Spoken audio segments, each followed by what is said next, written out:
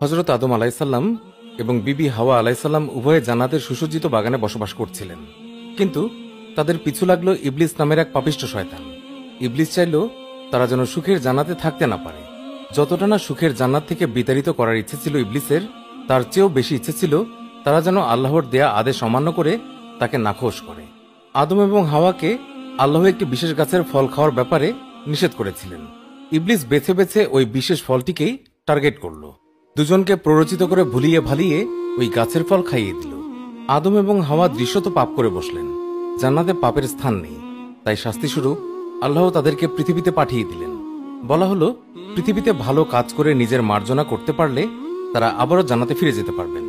কিন্তু অশান্তি তারপরেও রয়ে গেল, কারণ পৃথিবীতেও অস্তিত্ব বিরাজমান সেই পাপিষ্ঠ শয়তান ইবলিসের।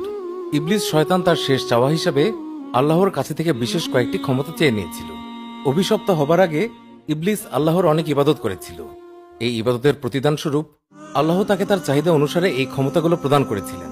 প্রাপ্ত ক্ষমতাগুলোর মধ্যে একটি হল যে কোনো সময় বিশ্বের যে কোনো স্থানে সে অবস্থান করতে পারবে। সেই হিসেবে আদম হাওয়ার পৃথিবীতে চলে আসা তার জন্য তেমন কিছুই কঠিন নয়। যাই হোক, পৃথিবীতে আগমনের পর হযরত আদম এবং হাওয়া তাদের সন্তান জন্ম হতে লাগলো। ধীরে ধীরে মানুষ বাড়তে লাগলো পৃথিবীতে। কিন্তু এখানে দৃশ্যত একটি সীমাবদ্ধতা রয়ে গেল। আদম এবং হাওয়া যেহেতু পৃথিবীর প্রথম মানবী, তাই তাদের পরের প্রজন্ম যত সন্তানের জন্ম হবে তারা সকলেই হবে ভাই বোন। ইসলামী নিয়ম অনুসারে এই ভাই বোনের মাঝে কখনো বিয়ে হয় না। সেই হিসেবে এটিই হতো পৃথিবীর শেষ মানব প্রজন্ম। এরপর মানব জাতি বিলুপ্ত হয়ে যেত। কিন্তু এখানে তো পুরো মানবজাতির অস্তিত্বের প্রশ্ন, তাই বিশেষ একটি ব্যবস্থার মাধ্যমে এর সমাধান করা হলো। বিবি হাওয়ার গর্ভে তখন সন্তান জন্ম নিত জোড়ায় জোড়ায়। প্রতি জোড়ায় একজন ছেলে এবং একজন মেয়ে জন্ম নিত। একই জোড়ার ছেলে এবং মেয়েরা পরস্পর বিয়ে করতে পারবে না। বিয়ে করতে হলে ভিন্ন জোড়ার কাউকে করতে হবে।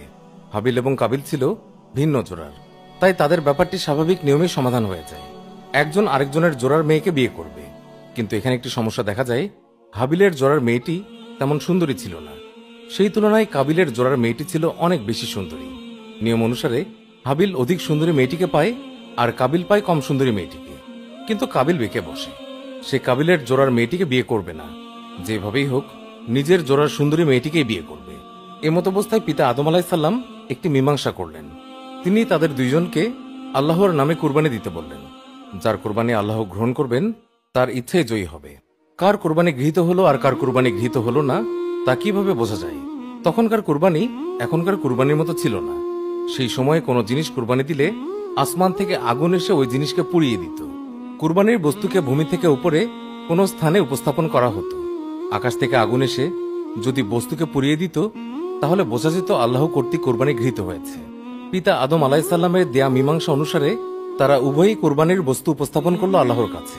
হাবিল একটি সুস্থ ও মোটা তাজা দুম্বা উৎসর্গ করল, আর কাবিল তার কিছু সবজি এবং শস্য উৎসর্গ করল। তখন সবজি এবং শস্য কুরবানির জন্য উৎসর্গ করা যেত।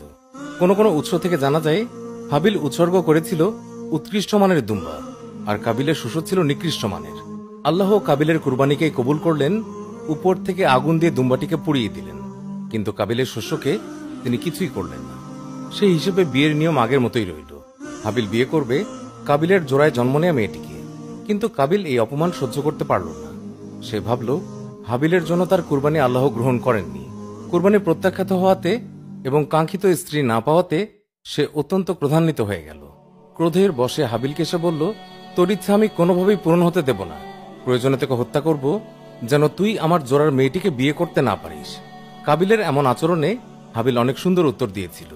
সে বলেছিল, আল্লাহ তাদের কুরবানি কবুল করেন যার উদ্দেশ্য সৎ, আর তুমি আমাকে হত্যা করার উদ্দেশ্যে আমার গায়ে আঘাত করলেও আমি তোমাকে কিছুই করব না, কারণ আমি আমার প্রতিপালককে ভয় করি।